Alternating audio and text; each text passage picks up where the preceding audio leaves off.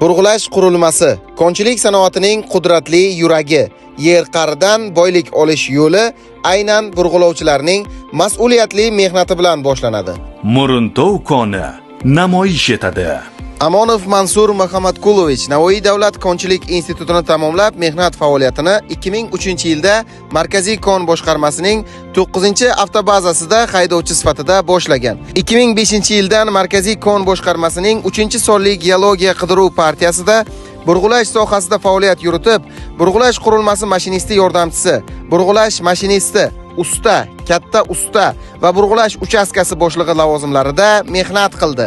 Keyinchalik bosh muhandis, yetakchi muhandis hamda burg'ulash ishlaridagi yangi texnika va texnologiyalarni joriy etish xizmatida yetakchi burg'ulash muhandisi sifatida samarali faoliyat olib bordi.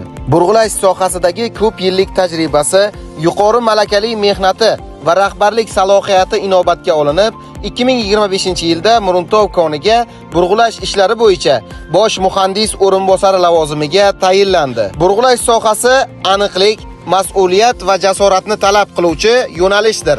Ana shunday fidoiy insonlarning mehnati bilan konchilik sanoati yangi marralar sari odimlamoqda. Explorek E235 teskari sirkulyatsiyali burg'ulash qurilmasida burg'ulash jarayonida Shvetsiyada ishlab chiqarilgan RS 140 mm DR 115 uch sharoshkali dalota o'rniga iqtisodiy jihatdan samaraliroq bo'lgan Rossiyaning Uralmash korxonasida ishlab chiqarilgan OKAT CV 132 mm markali sharoshkali dalotalarni qo'llash maqsadida yangi turdagi o'tish adapterini ishlab chiqish va joriy etish mavzusidagi ratsionalizatorlik taklifi hozirgi kunda ishlab chiqarishda samarali qo'llanib kelinmoqda.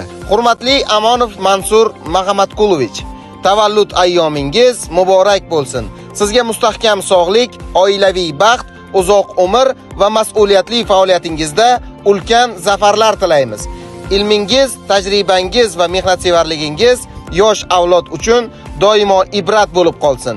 Yangi yutuqlar va ezgu orzular hamisha hamrohingiz bo'lsin.